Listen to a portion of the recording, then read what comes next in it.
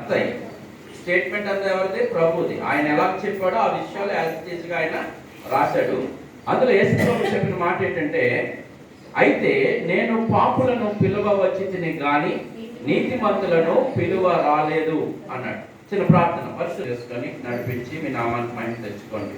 ఎవరైనా మరి ఎత్తబడిన వాక్యాన్ని దీవించండి, ఆశీర్వదించండి.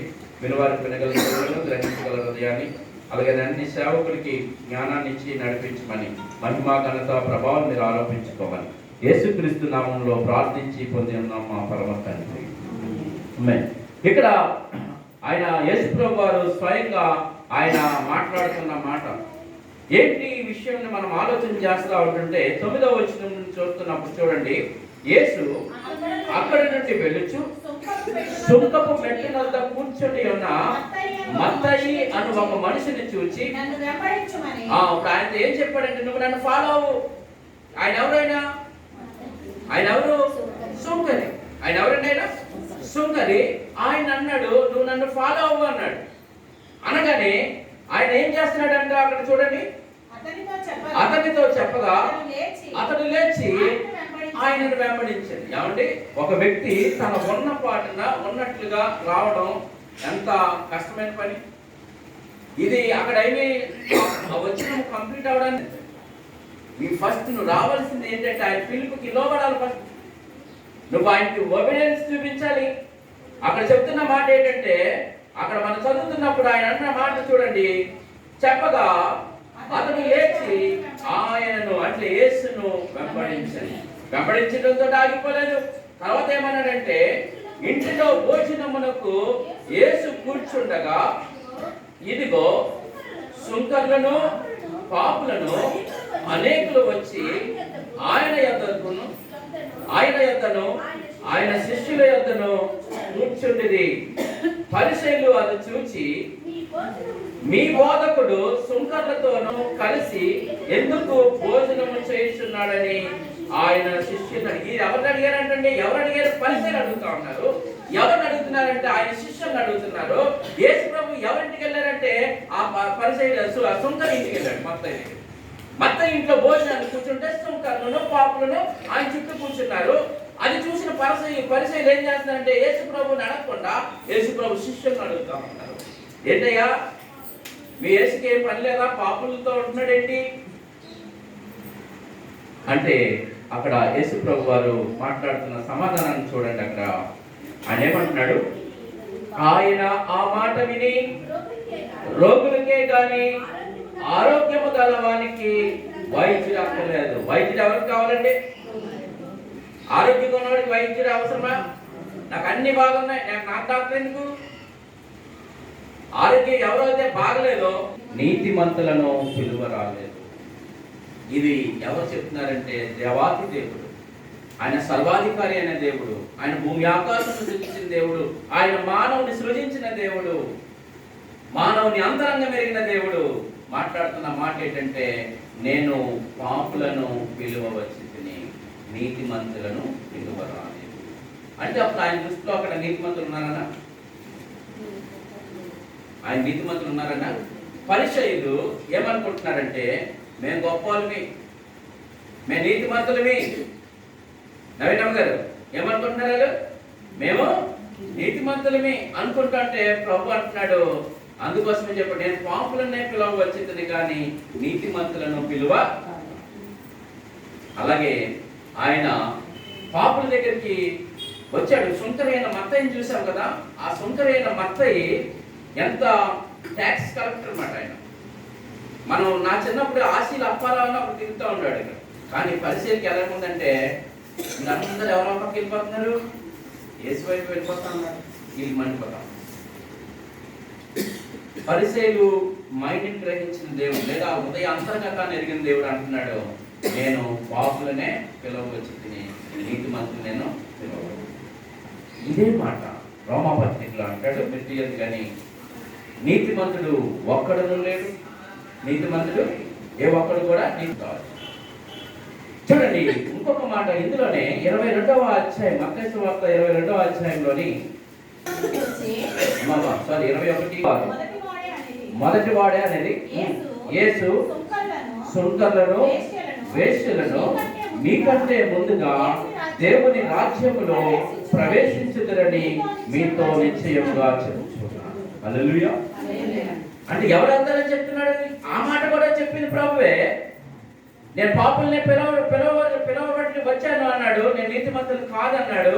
నీతిమంతులు ఒకడు లేడని చెప్పాడు. మళ్ళా ఆ సుంకర్లని, ఆ వేశ్యల గురించి ఏం చెప్తున్నాడంటే, మొదటగా మీరు అంటున్నాడు అక్కడ ఏమంటున్నాడంటే, యేసు సుంకర్లను వేశ్యలను మీకంటే ముందుగా దేవుని రాజ్యంలో ప్రవేశించుదురని మీతో నిశ్చయంగా చెప్తాం. ఎవరు ముందు వెళ్తారంట? సుంకర్లు మొదటగా వెళ్తారు అని చెప్తాడు. సొంత నీతిని, స్వనీతిని నమ్ముకున్నవాడు ఎవడు కూడా వెళ్ళడు అని చెప్తా వచ్చాడు. తర్వాత అంటాడు కింద 32లో అంటున్నాడు, యోహాను నీతి మార్గమును మీకు బోధించవచ్చెను, మీరు అతన్ని నమ్మలేదు.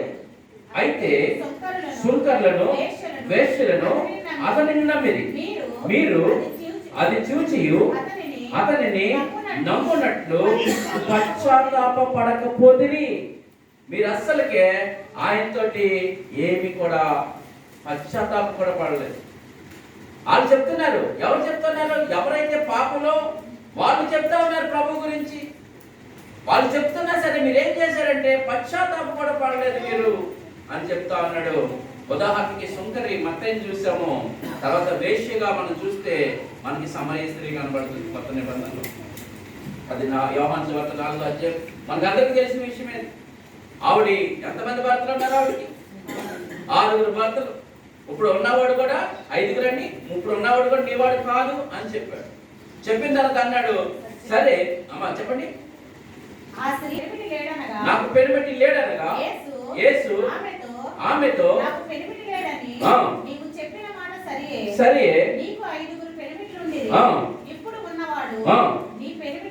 నీ పెనిమిటి కాడు సత్యమే చెప్పింది నేను. తర్వాత అయ్యా నీవు ప్రవక్తవని గ్రహించుచున్నాను. మా పితరులు ఈ పర్వతమందు ఆరాధించిరి గాని ఆరాధింపవలసిన స్థలము యెరూషలేములో ఉన్నది. చూడండి 28లో అంటాడు. ఇదంతా జరిగిపోయిన తర్వాత ఇందులో ఆ స్త్రీ తన కొండను విడిచిపెట్టి ఎక్కడికి వెళ్ళిపోయిందంట?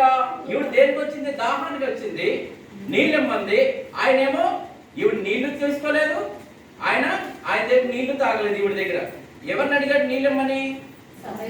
సమరయ స్త్రీని అడిగాడు. అక్కడ మన స్టోరీ తెలుసు. మీరు యూదులు, మేము సమరయులు, మీకు మాకు ఎలా కుదురుతుంది?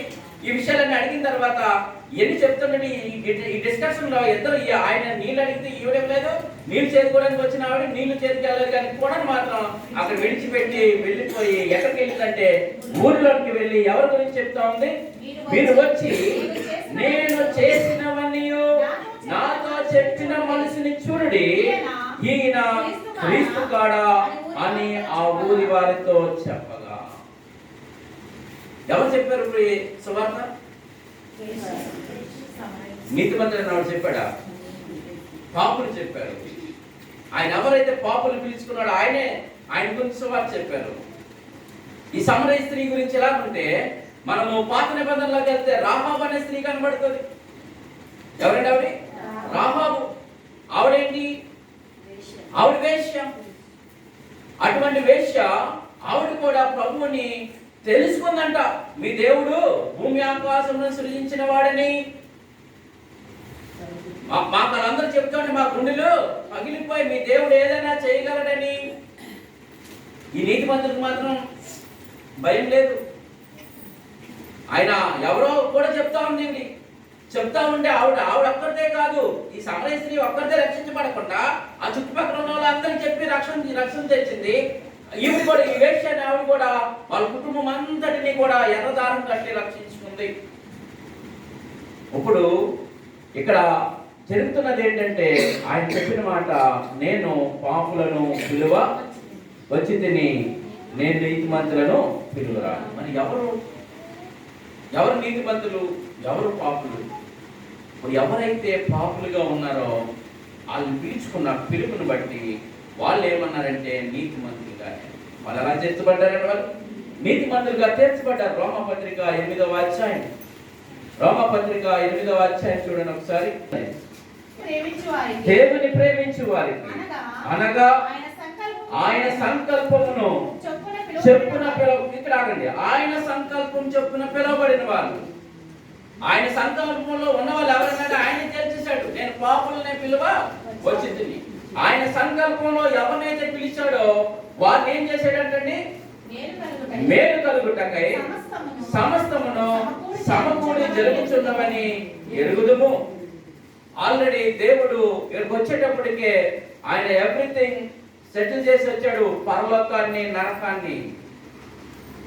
ఏమన్నాడు? మనం చాలా సార్లు ఒకే ఒక వచనాన్ని మీకు ఉదాహరణగా చూపిస్తాను. గర్భంలో ఉంటుండగానే దేవుడు ఏశావును ద్వేషించెను, యాకోబును ప్రేమించి పెద్దవాళ్ళై ఆ పని ఈ పని చేయలేదు. చేయక మునుపే అన్నాడు, ఏశావును నేను ద్వేషించాను, యాకోబును నేను ప్రేమించాను. ఆల్రెడీ పరలోకంలో ఉండేవాళ్ళు ఎవరో, నరకంలో ఉండేవాళ్ళు ఎవరో డిసైడ్మెంట్ అయిపోయింది. ఇప్పుడు మనం సువార్త ఎందుకు చెప్తున్నామంటే దేవుని ప్రణాళికలో ఉన్న వాళ్ళు ఎవరైనా మళ్ళా పరలోక రాజ్యం.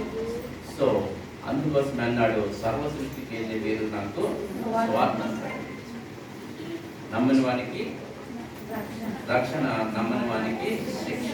ఆల్రెడీ అన్ని డిసైడ్ అయిపోయి ఉన్నాయి. మీరు వెళ్ళి చెప్పండి అంతే. ఈరోజు చాలా మంది అనుకునేది ఏంటంటే మనం గొప్ప సూపర్ లేదండి, ఎప్పుడు సూపర్ కాదు. నేను అంటాను, ఎవ్రీడే నువ్వు ఏదో చిన్నలో పడుతూనే ఉంటావు. ఎవ్రీ మినిట్, ఎవ్రీ సెకండ్ నేను ఏదో టచ్ చేస్తూనే ఉంటుంది. అది ఆలోచన అవ్వచ్చు, తలంపై కావచ్చు, ఇంకోటి ఏదైనా కావచ్చు. నీకు ఇతరుల మీద అదేమంటే సొనుగుడు కొనుగుడు అది, లేదా ఇతరుల మీద మనం ఇంకొక మాట చెప్పుకోవడం అది తప్పే. నిందేయడం కూడా తప్పని బైబిల్ చెప్తా ఉంది. ఇశ్రాయేలు అంటే మీరు చదువుకున్నారు, కొనుక్కున్నారు, అందుకోసమే అరణ్యంలో చాలా మంది నేనేం చేశాను, చంపేశాను. నీతిమంతులను పిలవలేదు. ఇప్పుడు ఎవరంటే నీతిమంతులు? యేసు క్రీస్తు రక్తమునందలి ఎవరైతే కడగబడ్డారో వారే నీతిమంతులు. హల్లెలూయా. ఇప్పుడు అలాగా రక్తంలో కడగబడిన వాళ్ళు మాత్రమే ఆయన బలలో చేయబడతారు. ఆయన బలలో ఆయన శరీరాన్ని, ఆయన రక్తాన్ని తాగుతారు. ఎవరైతే అలా చేస్తారో వాళ్ళే దేవుని రాజ్యంలో, దేవుడు ఈ మాటకి వెనుకల్లో జీవించబడిన